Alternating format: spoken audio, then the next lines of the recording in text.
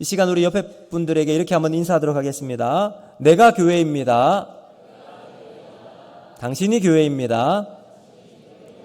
우리가 교회입니다. 할렐루야. 네, 여러분 우리는 교회입니다. 네, 여러분 인류를 위대하게 만든 사람들에게 훌륭한 상을 주는 것들이 많이 있지요. 그 중에 아마 가장 권위 있는 상이라고 하면 어떤 것이 떠오르십니까? 네, 노벨상입니다. 이 노벨상을 만든 사람 누굴까요? 바로 이 사람이에요. 네. 자, 이 노벨상을 만든 알프레드 노벨은 원래는 폭탄을 만드는 제조업자였습니다. 무기 제조업자였어요. 이 사람은 기폭 장치, 폭파용 내관, 무연, 화약 등 이 폭탄에 관련되어 있는 특허만 해도 355개나 보유하고 있었고, 그가 소유한 군수용품 공장만 해도 100개가 넘게 있었던 사람입니다. 그래서 이 노벨이 발명한 다이너마이트를 가지고 이제 전 세계에 전쟁이 일어나면서 대량 살상 무기가 되었던 겁니다. 이 다이너마이트 덕분에 노벨은 엄청난 부를 누릴 수 있게 되었습니다. 자, 그런데 그러한 엄청난 부를 누리고 있었던 노벨이 어느 날 갑자기 자신의 전 재산을 사회에 기부를 하겠다. 그리고 노벨 재단을 만들게 되었습니다. 많은 사람들이 놀랐어요. 도대체 이유가 뭐냐? 알고 봤더니 신문에 난 한 줄의 기사 때문이었습니다. 1888년 노벨의 형 루드비히 노벨이 심장마비로 프랑스에서 죽게 되었어요. 그런데 프랑스 신문 기자가 이걸 노벨로 착각을 해서 신문 부고 기사를 낸 겁니다. 근데 이 부고 기사를 누가 봤어요? 노벨 자신이 본 거예요. 그리고 큰 충격을 받았습니다. 그 기사는 자신을 이렇게 평가해놓고 써놓았기 때문입니다. 전쟁 장사꾼, 인류 멸망을 가져오는 파괴자, 심장마비로 사망하다. 이 기사를 보고 난 노벨은 그 이후의 삶이 완전히 바뀌게 되었습니다.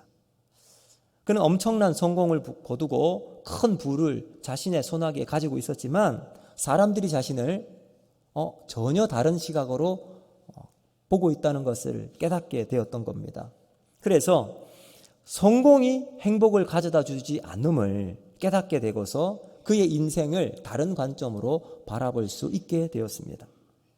자, 그렇다면 성공이 행복을 가져다 주지 못한다면 도대체 우리는 어떤 것으로 행복을 누리며 살아갈 수 있을까요? 저는 성공이 아닌 승리가 목표인 사람이 행복한 삶을 살아갈 수 있다고 확신합니다. 자, 그렇다면 성공과 승리의 차이가 뭘까요? 여러분, 성공은 내가 생각하는 어떤 일, 그것이 욕망대로 이루어지고 내가 이루고 싶은 일을 완성할 때 내가 성공했다라고 자부할 수 있을 겁니다. 승리는 뭐냐? 내가 하고 있는 일은 동일해요. 그런데 그 일이, 내가 하고 있는 그 일이 하나님의 계획 안에서 이루어지는 것으로 생각하는 사람이에요. 그러니까 성공은 그 중심에 내가 있어요. 성공의 중심에는 내가 있습니다. 그러나 승리에는 하나님이 중심에 있는 거예요.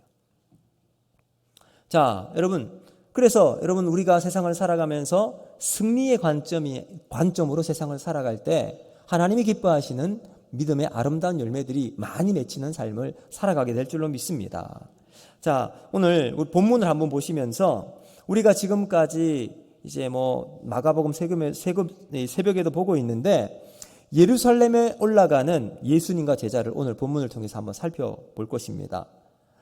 예수님께서 왜 예루살렘으로 들어가시죠? 한 가지 목적이에요. 바로 예루살렘에서 십자가에 달려 돌아가시기 위해서. 십자가를 지시는 것이 예루살렘에 올라가는 예수님의 최후의 목적입니다. 여러분, 십자가, 모욕의 자리예요. 사람들의 비난과 엄청난 저주가 그들의 과격한 손가락질 속에 담겨 있습니다. 그럼에도 불구하고 그 불편하고 고통스러운 십자가의 자리를 우리 예수님은 뚜벅뚜벅 한 걸음 한 걸음 걸어가십니다. 이유가 뭘까요? 성공이 아니라 승리를 얻기 위해서입니다. 최후의 승리, 그곳은 십자가에서 이루어지기 때문입니다. 자, 그런데 제자들은 어떨까요?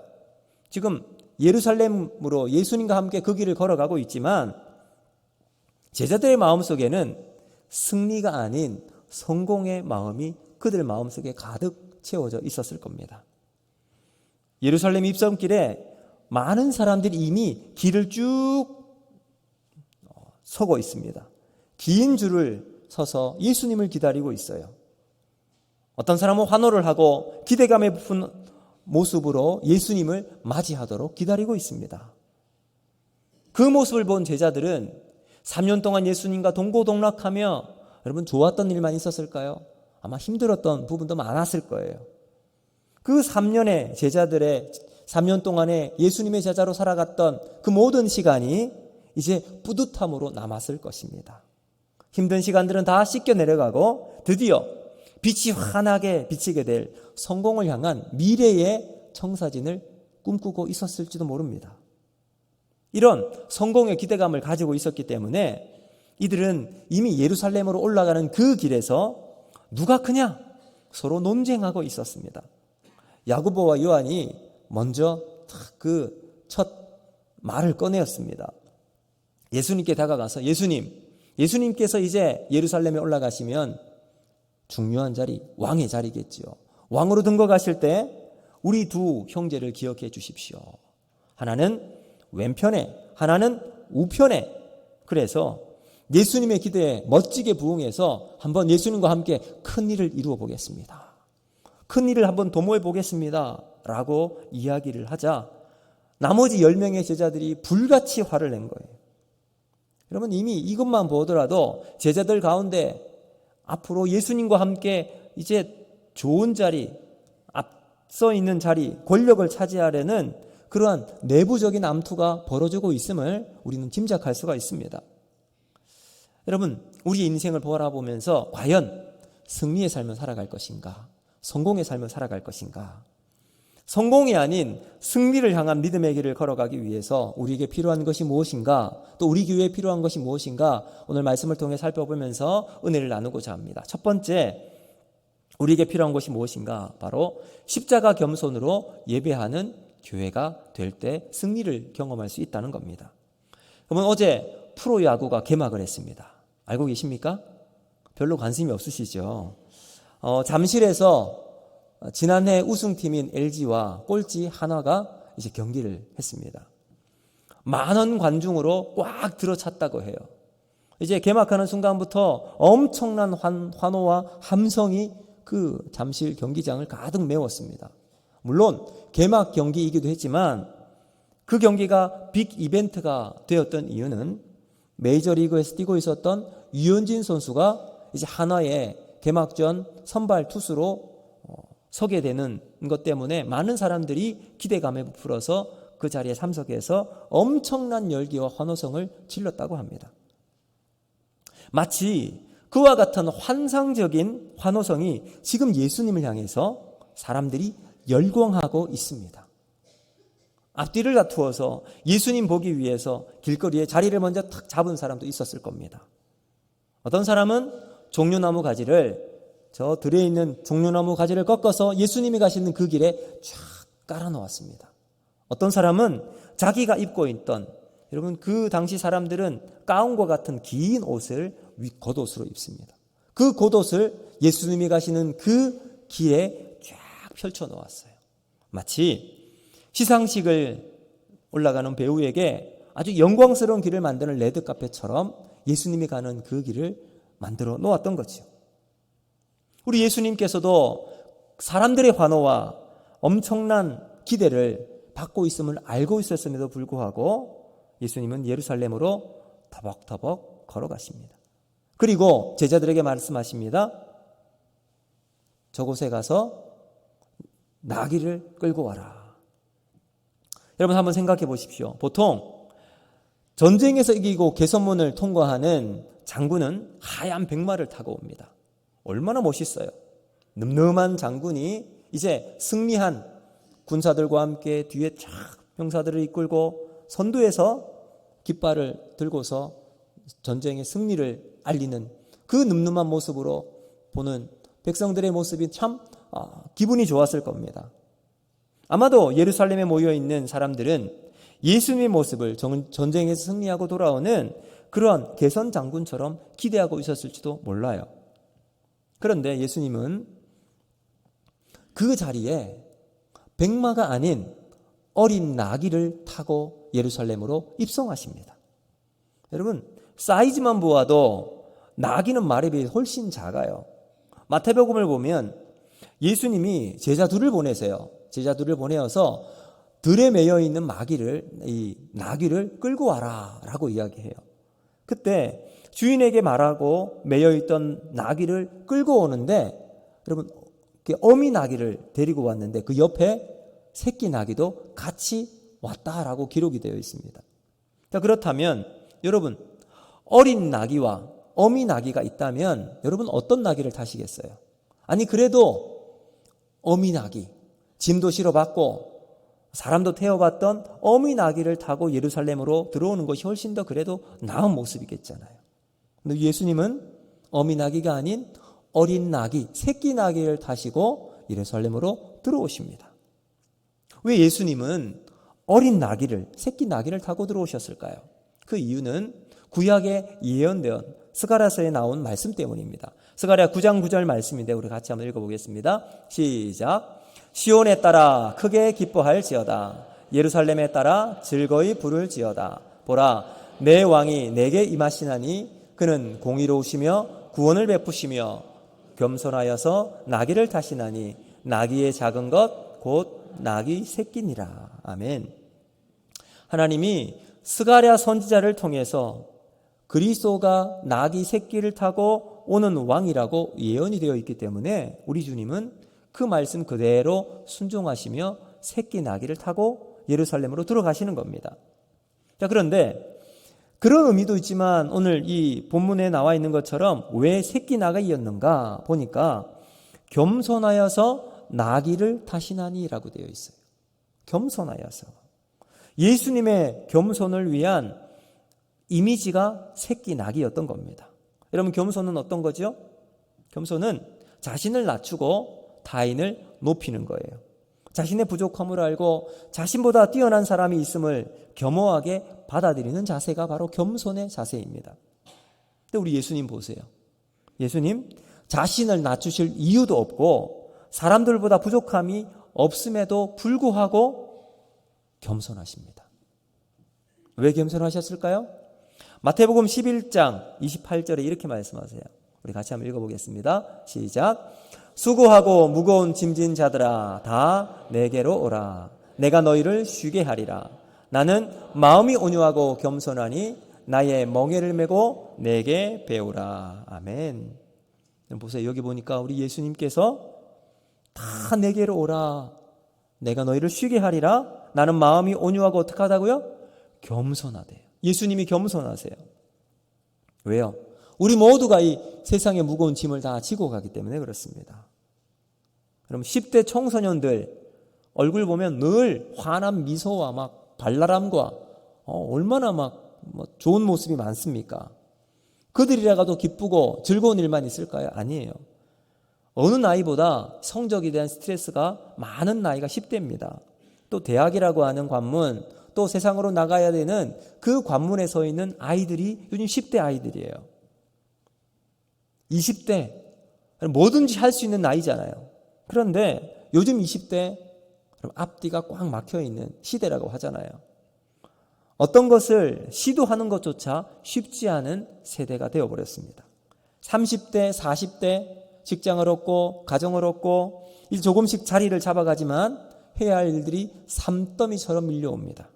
그러면 5, 60대 가장으로 또 직장에서 여러 가지 해야 할 일들 여러분 하나씩 감당하기에 점점 힘에 부치기 시작합니다.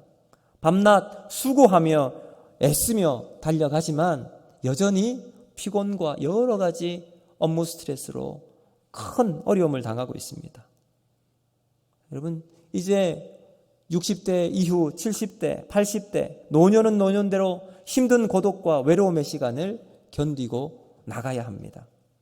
우리 모두는 수고하고 무거운 짐을 우리 인생 가운데 다 지고 가고 있다는 말이죠. 우리가 예수님 믿기 전에 우리가 지고 가야 할 짐이 두 가지가 있어요. 첫 번째는 죄와 사망이 주는 영적인 짐입니다. 죄가 우리를 짓눌러요. 죽음과 사망의 공포가 우리를 어두운 그늘로 계속 몰고 가서 끝없는 고통 속에 헤매게 만듭니다. 이런 고통 속에 고통 가운데 있는 우리에게 예수님께서 찾아오세요. 그 찾아오신 예수님에게 우리의 마음문을 열고 예수를 믿고 영접하면 죄와 사망이 우리를 떠나게 됩니다. 그래서 예수님의 은혜와 평강 속에 거하게 되면서 우리를 덮고 있는 죄와 사망의 짐이 다 벗어지고 자유를 경험하게 될 줄로 믿습니다. 두 번째 짐이 뭐냐? 우리의 인생을 살아가면서 경험하는 짐들이에요. 왜 이런 짐을 경험하게 될까요? 우리의 연약함 때문에 그래요. 우리의 부족함 때문에 그렇습니다. 능력이라도 있으면 어려움 다 능히 헤쳐나갈 수 있을 텐데 능력이 되지 않아요. 실력이라도 있으면 해결할 길을 찾을 수 있을 텐데 실력도 우리는 없습니다. 그 어떤 것도 없이 때로는 우리의 무능함을 절감하면서 깊은 좌절을 경험하기도 합니다. 그래서 헤어나올 수 없는 깊은 외로움과 슬픔이 몰려오기도 하고 감당하기 힘든 일을 우리는 늘 경험하기도 합니다.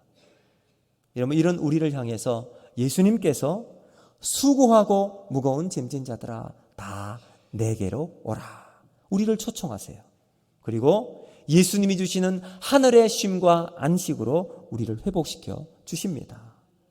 바로 우리 예수님이 겸손의 왕으로 오셔서 우리의 아픔과 연약함을 다하시고 우리 곁에 오셔서 우리의 상처난 마음과 영혼을 만져주시고 위로해 주시는 주님이십니다. 여러분, 우리가 기도할 때마다 우리의 상처난 심령을 만져주시는 주님을 만나잖아요. 우리가 울부짖어 기도할 때에 우리를 조용히 뒤에서 안으시고 마음으로 말씀으로 우리의 영혼을 만지시는 그 능력의 주님의 손길이 임하게 될 때 우리는 우리의 마음이 예수님을 만날 때 편안해집니다. 그러므로 예수께로 오십시오. 예수님만이 우리의 참된 위로가 되시고 쉼을 주시는 주님이십니다. 예수님만 예배하십시오. 예수님만 예배합시다. 우리를 위해 이 땅에 오신 예수님만 예배합시다. 우리가 이 예배를 통해서 성공이 아닌 승리를 맛보게 될 줄로 믿습니다.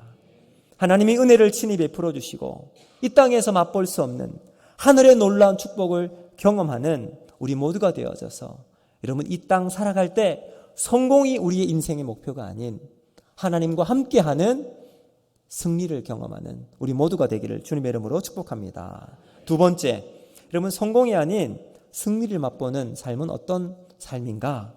주님과 연결되어 성령의 능력을 경험하는 교회라는 겁니다. 여러분, 우리의 신앙은 언제나 주님과 연결이 되어 있어야 합니다. 연결이 중요해요. 주님과 잘 연결되어 있는 사람은 주님이 말씀하시잖아요. 그러면 다른 말이 없어요.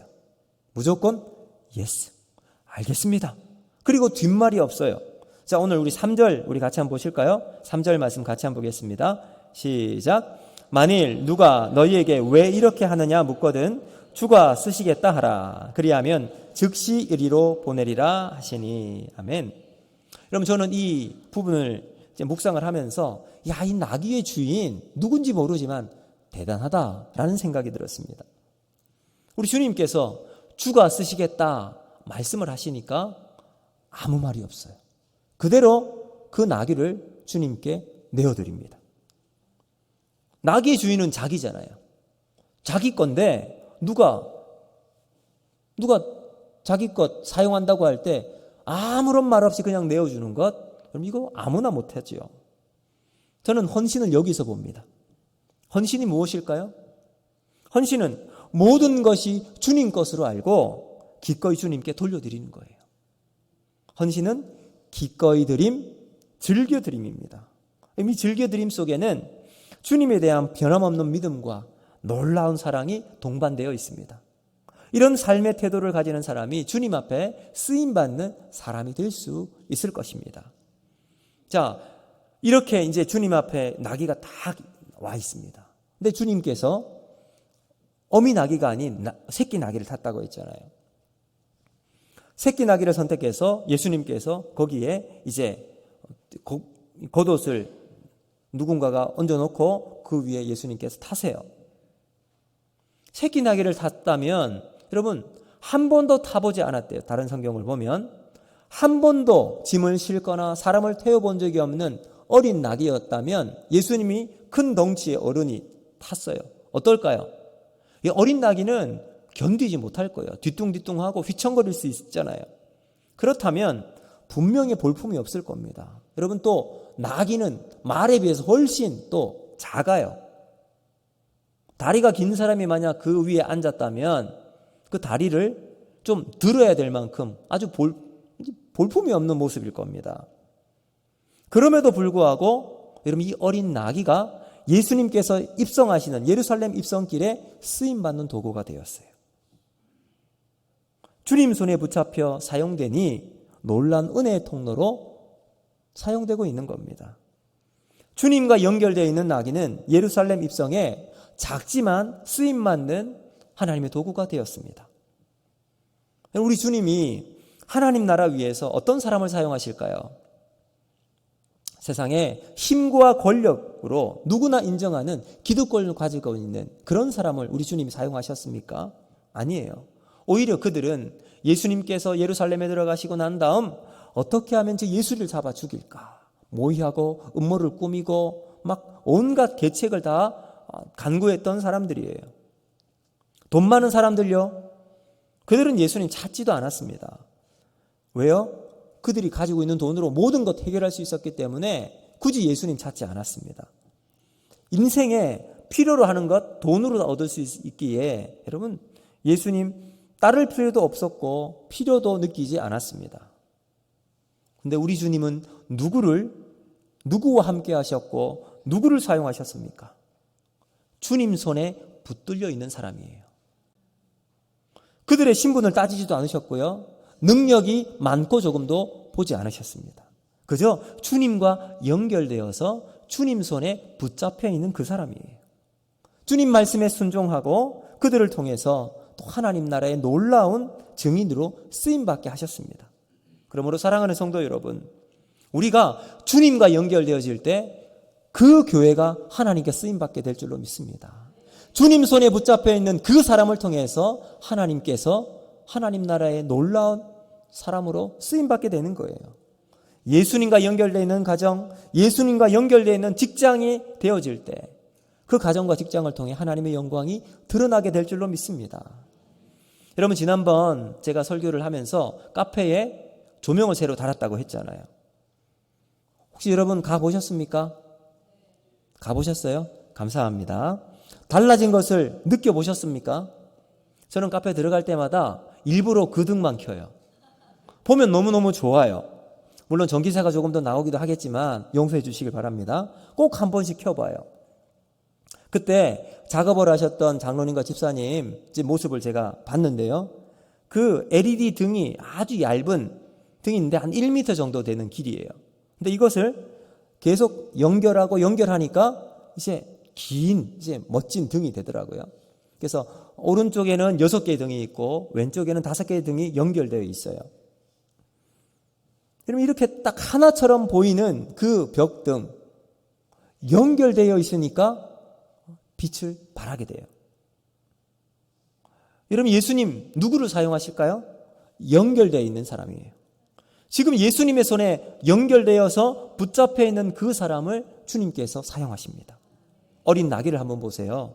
볼품도 없어요. 휘청거려요. 사람들이 보기에 아니 뭐 저런 나귀를 타고 왔나 이렇게 말을 할 수도 있지만 예수님께 붙잡히고 쓰임 받으니까 여러분 예루살렘 입성에 예수님과 함께 갑니다.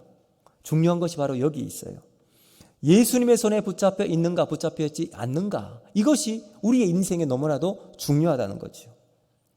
그냥 볼 때는 아무런 능력 없는 아주 초라하고 연약한 것일 수 있어요. 나귀 같고 그래요. 그런데 하나님의 손에 붙잡혀 사용되니까 여러분, 우리가 종려 주일마다 이 어린 나귀에 대한 설교가 항상 나와요. 하나님의 손에 붙잡혀 연결되어 있으니까 하나님의 기적의 손길로 사용이 될 수 있는 거죠. 여러분, 구약에도 이런 많은 예들이 많이 나옵니다. 특히 모세의 손에 있었던 지팡이를 한번 보세요. 그가 40년 미디안 광야에 양을 칠 때 이 지팡이를 늘 가지고 다녔어요. 험한 산을 오르내릴 때, 양들을 칠 때 이 지팡이를 가지고 그 40년의 시간을 보내었습니다. 그리고 난 다음 하나님께서 이스라엘 애굽에 있는 백성들을 이끌고 나올 때, 모세를 부를 때 그때도 이 지팡이를 가지고 나왔어요. 그가 이제 하나님의 사람을 부름받고 어느 순간 백성들을 인도해 나갈 때 하나님은 모세의 지팡이를 이제는 모세의 지팡이로 부르지 않고 하나님의 지팡이라고 말을 하고 있습니다. 우리 출애굽기 17장 9절 말씀 한번 같이 볼까요? 같이 읽습니다. 시작. 모세가 여호수아에게 이르되 우리를 위하여 사람을 택하여 나가서 아말렉과 싸우라. 내일 내가 하나님의 지팡이를 손에 잡고 산 꼭대기에 서리라. 아멘. 여러분, 이게 어떤 상황인지 아시죠? 아말렉과 전쟁을 앞두고 있는데 모세가 산에 올라가서 하나님께 손을 들고 기도하는 장면이에요. 그때 모세가 뭐라고 이야기하죠? 자기가 잡고 있던 그 지팡이, 모세의 지팡이, 내 지팡이가 아닌 하나님의 지팡이를 손에 잡고 산 꼭대기에 서리라 라고 이야기해요. 그럼 그 지팡이를 가지고 홍해를 갈랐습니다. 그 지팡이를 가지고 반석에서 물을 내었어요. 모세 손에 붙잡혀 있지만 모세를 통해서 사용하시는 하나님의 지팡이가 되었던 거죠. 여러분, 오늘 우리도 하나님의 손에 붙잡혀 있는 지팡이가 되기를 주님 이름으로 축복합니다. 그럼 다윗도 한번 보세요. 골리앗과 싸웠잖아요. 객관적인 전력으로 보면 비교가 되지 않습니다. 그런데 다윗이 골리앗이 하나님을 모욕하는 그 소리를 듣고 가만히 있지 않습니다. 자기가 나가서 내가 저 불안당과 같은 골리앗을 쓰러뜨리리라. 겁도 없이 앞으로 나갑니다. 그래서 먼저 그는 게울로 가서 자기의 손에 익숙한 물맷돌 5개를 취해서 이제 골리앗 앞으로 나가죠. 여러분, 그 5개의 돌멩이 아무것도 아닌 것처럼 보였는데 다윗을 통해서 하나님께서 일을 하시니까 여러분, 엄청난 능력이 나옵니다. 자, 사무엘상 17장 45절 말씀, 다윗이 어떻게 고백하는지 한번 보십시오. 같이 읽습니다. 시작. 너는 칼과 창과 단창으로 내게 나아오거니와 나는 만군의 여호와 이름 곧 내가 모욕하는 이스라엘 군대의 하나님의 이름으로 내게 나아가노라. 자, 여러분, 다윗의 마음은 어떤 거냐면 자기 손에 있는 이 물맷돌, 자기가 시냇가에서 가지고 온 물맷돌로 여기지 않았어요. 하나님의 손에 하나님의 이름, 여호와 이스라엘 군대 하나님의 이름으로 달려나가는 거예요. 그리고는 쫙 돌려서 딱 던졌더니 첫발 명중으로 골리앗 그 거구가 그 자리에 쓰러졌어요. 여러분, 그리고 난 다음 재빨리 다윗이 달려가서 골리앗이 가지고 있던 그 칼을 빼내어서 골리앗을 베어버렸습니다. 누가 이기게 하셨나요? 하나님이에요. 다윗이 아니에요. 여러분, 하나님의 손에 붙들려 있는 물맷돌, 성공이 아닌 승리하는 사람은 하나님의 손에 붙들려 있는 사람인 줄로 믿습니다. 여러분, 하나님의 손에 붙들려 있는 사람은 하나님과 연결되어 있는 사람이에요. 그러므로 우리가 하나님과 연결되어 있기를 바랍니다.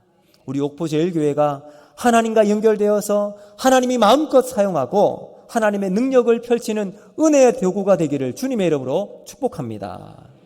여러분, 그래서 이 지역에서 우리가 살아가고 있는 옥포, 예수의 복음을 전하고 많은 영혼에게 예수의 생명을 전해주는 생명력 있고 능력 있는 교회로 쓰임받기를 주님의 이름으로 축복합니다.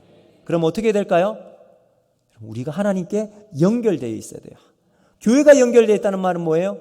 우리가 처음에 설교했을 때 내가 교회고 여러분이 교회고 우리가 교회예요. 우리가 하나님과 연결되어지면 여러분 그 안에서 하나님께서 우리를 통해서 일하실 줄로 믿습니다. 이렇게 하나님과 연결되어 있는 사람, 하나님과 연결되어 있는 교회는 하나님께서 성령을 한량없이 부어주십니다. 왜요? 우리 주님께서 우리 교회의 머리가 되시기 때문에 그래요. 머리 대신 우리 예수님께서 계시고 우리는 그 몸의 지체가 되어서 주님과 한 몸을 이루게 됩니다. 우리 안수 집사님들 교회의 팔과 다리가 되어서 교회가 필요한 순간 가장 먼저 달려나와 몸된 교회를 위해 충성하고 일하는 모습 하나님 기뻐하실 겁니다. 우리 장로님 권사님들 눈과 귀가 되어주시기 바랍니다. 도와줄 사람이 누가 있는지, 기도가 필요한 분이 누구인지 말씀을 듣고 순종하고 하나님의 은혜를 전하는 눈과 귀로 통로로 쓰임받기를 원합니다. 우리 집사님들 요긴하게 쓰임받는 10손가락이 되어주시면 좋겠습니다. 여러분 손가락이 있잖아요. 손가락이 없으면 모든 것이 두리뭉실합니다. 아무리 잘하려고 해도 멋진 작품이 나올 수가 없어요. 그러나 이 10손가락으로 세심하고 세밀한 부분을 잘 조리해서 사람도 세우고 연결해 나가는 역할을 우리 집사님들이 감당해 주시길 바랍니다. 그리고 우리 교육자들, 우리 성도들이 혹시 아픈 부분이 어디 있는지, 고장난 것이 어디 있는지, 기름 쳐야 할 것은 기름치고 신속하게 처방해야 할 것은 처방을 내려서 사랑으로 격려하고 응원대장 역할을 우리 교육자들이 감당하겠습니다. 여러분 각자 역할들은 다르지만 우리는 서로 한 지체 안에서 한 몸을 이루어서 그 안에서 지어져 나가게 되는 거예요. 이것이 바로 교회입니다. 근데 여기 중요한 게 뭘까요? 연결이 되어 있어요. 연결은 첫 번째로 우리 주님과 연결되어 있어야 합니다. 주님과 연결되어지고 이제는 우리 성도들 간에 연결이 이어져서 그 안에서 놀라운 영적인 파워를 발휘해 나갈 수 있게 되는 거예요. 이렇게 연결되어 있으면요, 더 이상 작은 사람이 없어요. 작은 역할이 없어요. 그 작은 역할이 이제는 그 작은 것으로 보이지 않고 전체로 보게 되는 거예요. 자, 한번 보실게요. 에베소서 2장 20절에서 22절 말씀 같이 한번 보겠습니다. 시작. 너희는 사도들과 선지자들의 터 위에 세우심을 입은 자라. 그리스도 예수께서 친히 모퉁이 돌이 되셨느니라. 그 안에서 건물마다 서로 연결하여 주 안에서 성전이 되어가고 너희도 성령 안에서 하나님이 거하실 처소가 되기 위하여 그리스도 예수 안에서 함께 지어져 가느니라. 아멘. 여러분, 그러므로 사랑하는 성도 여러분, 이 연결을 가능하게 하시는 분이 누구세요? 성령이세요. 성령께서 우리를 그리스도와 연결되게 만드시고 우리 모든 성도들을 하나로 연결시켜 주십니다. 그래서 우리가 주 안에 있기만 하면요, 성령이 우리를 함께 해주십니다. 우리를 하나님이 거하실 처소, 성전으로 지어져 가게 하십니다. 성령께서 우리를 그렇게 연결시켜 주시는 거예요. 여러분, 우리가 연약할 때 우리의 연약함을 다 힘을 주시는 공급처가 되시는 성령님, 그 우리 안에서 늘 우리를 힘을 주시고 도와주십니다. 그래서 성령은 마치 기름과도 같아요. 아무리 고성능 엔진, 여러분 아주 좋은 비싼 차 있잖아요. 12기통 엔진, 비싼 차. 근데 그 엔진에 기름이 없으면 어떻게 돼요? 고철에 불과합니다. 아무런 힘도 쓸 수 없어요. 그 엔진이 강력한 힘을 내기 위해서는 기름이 그 안에 있어야 되죠. 여러분 우리 안에도 마찬가지예요. 성령이 기름이 되어주셔서 우리를 힘있게 하시고 힘있게 우리 교회를 움직여 나갈 수 있도록 모든 것을 합력하여 선을 이루어 나갈 수 있도록 도와주십니다. 그래서 교회 모든 일은 성령의 에너지, 성령의 기름 부으심으로 감당해 나갈 때 은혜가 충만히 드러나게 되는 거예요. 바라긴 우리 옥포조일교회가 성령께서 일하시는 교회가 되기를 주님 여러분 축복합니다. 그래서 우리가 지금 해야 될 게 뭘까요? 내 기름을 빼는 거예요. 여러분 어떤 사람을 보면 내 자동차라고 자기 기름을 계속 채워 넣어요. 자기 기름 채워 넣어요. 그럼 어떤 일이 벌어질까요? 여러분, 경유 엔진을 가진 자동차에 휘발유 넣으면 어떻게 되는 줄 아세요? 그 엔진 다 갈아 넣어야 돼요. 바꿔야 돼요. 마찬가지로 우리 교회 가운데 성령의 기름으로 탁 충만히 채워져 있는 교회는 성령께서 일해 나가시고 힘있게 모든 일을 감당해 나갈 수 있어요. 그런데 거기에 내 기름을 넣어요. 내 욕심, 내 자랑, 내가 우리 교회를 어떻게 해보겠다? 아닙니다. 하나님께서 우리에게 원하시는 것은 나의 기름을 빼는 작업을 우리에게 원하시는 거예요. 내가 좋다고 생각하는 기름 다 빼세요. 거기에 성령의 기름을 부으시길 바랍니다. 그래서 성령께서 각자 해야 될 일을 하나님이 세우신 질서 안에서, 교회의 질서 안에서 아름답게 세워나가게 하실 줄로 믿습니다. 그러면 하나님께서 주시는 승리하는 믿음의 길을 통해서 교회의 영광이 우리 가운데 아름답게 드러나고 하나님이 기뻐하시는 믿음의 길을 걸어나가는 우리의 삶과 우리 교회가 될 줄로 믿습니다. 이제 말씀을 맺도록 하겠습니다. 여러분, 세상은 성공을 부추겨요. 어떻게 하면 성공의 길을 걸어갈 수 있을까? 그런데 성경은 성공이 아닌 하나님 안에서 승리를 경험하기를 원하십니다. 우리가 이 땅을 살아가면서 하나님이 주시는 승리를 향해 달려나갈 수 있는 저와 여러분, 우리 교회가 되기를 바랍니다. 그러기 위해서 두 가지 말씀드렸어요. 첫 번째, 십자가 겸손으로 예배하는 교회예요. 두 번째, 주님과 연결되어 성령의 능력을 경험하는 교회가 되는 겁니다. 여러분, 이 두 가지 마음속에 잘 새겨서 이번 한 주간 동안 하나님 우리 안에 성령의 기름으로 주님 우리에게 주신 믿음의 사명 잘 감당해 나갈 수 있는 은혜로 한 주간 살아가는 저와 여러분 되기를 주님의 이름으로 축복합니다. 오늘 말씀 기억하면서 우리